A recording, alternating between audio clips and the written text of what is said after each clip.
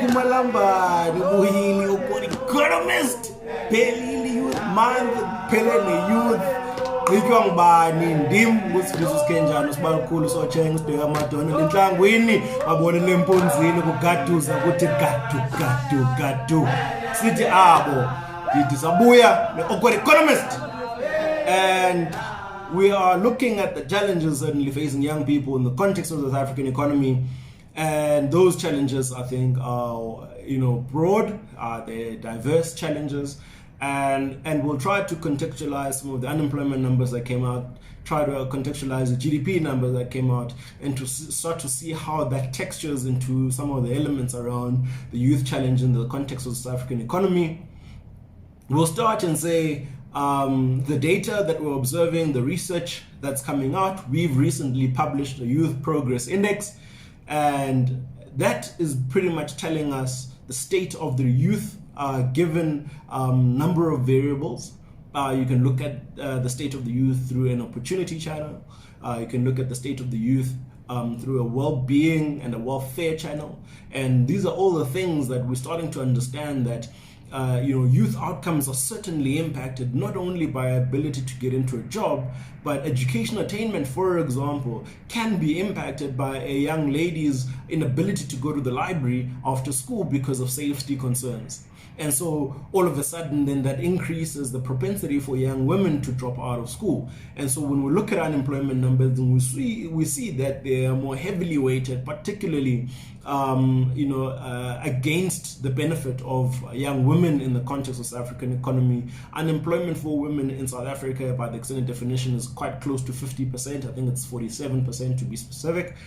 And it means that we've got an economy that is struggling to understand the textures of the challenge that its people are facing, and therefore the interventions are certainly not appropriate because we fail to understand that texture. And so, make an example when we say, if we know now back on the back of COVID-19 that a lot of the sectors that are largely dominated by women, for example, are personal care sectors. How do we ensure that our policies and our investments are targeted towards those sectors so that we can then start to see more broad-based participation in the economy by Black young women? There are also other contexts that we ought to see. For example, there's the business process outsourcing sector in the South African economy, which is the call center industry in essence. And that industry not only employs 94% Black people, but it employs in excess of 80% young people and employs about 63% young Black women. That sector has been growing at an annual rate, particularly the export market of that sector has been growing at an annual rate of 22% over the last 5 or 6 years. We understand DTI has already put some incentives for the development of that sector, but again, it is important for us to know the opportunities that will inform the kind of interventions that we need to put in place to ensure that the people who are disadvantaged by the current structure of the economy don't remain disadvantaged. I'll make a very important point is that there are a lot of people that are going to continue being left behind, and this is the ugly head of inequality really rearing itself in the South African economy. The data and the research that we're consuming is showing, for example, that for those in the labor market and between active labor seekers and non-active labor seekers, and that speaks to the people who are discouraged from looking for work, more of those who are discouraged are also people coming from poorer households and also households who've got a poorer access to basic services.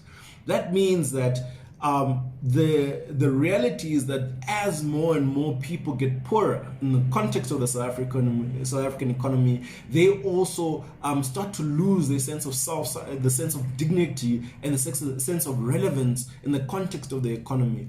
And these are the people that we have to make sure that we don't leave behind. And this, for me, is a really, really important thing in how we look at the youth issue. There are many young people who are being left because of the multi-dimensions of the issues facing young people. And until we get a grasp of the individual textures and granularities of those issues, we're always going to talk about the fact that our youth is not sufficiently skilled, the education that they get is not the education the market needs, and then make sure that the economy that we are building is relevant for the people. Else, who are you building the economy for? And this is the challenge certainly that we are facing in the South African economy, that the economy in and of itself is becoming irrelevant for the young people that are coming up in that economy. And so we ought to ask now and say, do we understand the sectors that lend themselves to broad-based participation by young people? Creative industry, for example. That's also a sector that is not as susceptible, for example, to automation, which are pressures that we're seeing in a digitally intensifying economic marketplace. And therefore, why is that not an investment that we're making? I've made an example that just on the back of a sporting event, I'll make an example of the Rugby World Cup '96. We had a growth in tourism from Australians, I think in excess of 50%. Growth in tourism from New Zealand, I think it was about 70% growth. And when those people come into the economy, what do? They sleep somewhere, they eat somewhere, and they go sightseeing and do all of the other things. And so it's an understanding that we need to take systems thinking, even when we look at the creative economy, as well as the sports and arts and culture portfolio, and say, these are sectors that not only tell the South African stories, but also sectors that are really important network sectors for the development of tourism, for the development of hospitality, and also the sectors that will also be able to absorb the kind of people right now that are being left out in the economy. We can look at other sectors like, for example, recycling. If on a Tuesday you drive out in Johannesburg, you will see a lot of young guys pushing their trolleys with recyclable materials. How are we starting to think about formalizing portions of those sectors to make them more recognized, to enable them to operate in a space that can truly benefit them beyond, a Tuesday to Tuesday cycle? These are things that are not too far from us. These are things that don't require large capital outlays, but things that show that we understand the texture of the challenge facing young people. We understand the texture of the constraints in the current economy, and we have to completely reconfigure this economy to make sure that it is able to absorb as well as to be relevant and beneficial for the young people who are really now the largest population of the South African economy, and therefore we can't afford to not ensure that the economy in and of itself, in its design and in our thinking as all labor participants who are able to impact policy making or able to impact corporate choices, that we now need to make sure that abantu abatsha ulutsha liyayibanga le economy. Thank you, Awkward Economist. Bonana next week. Niye kumzala, niye cousin brother, cousin sister. Nite subscribe, nite like, nite share.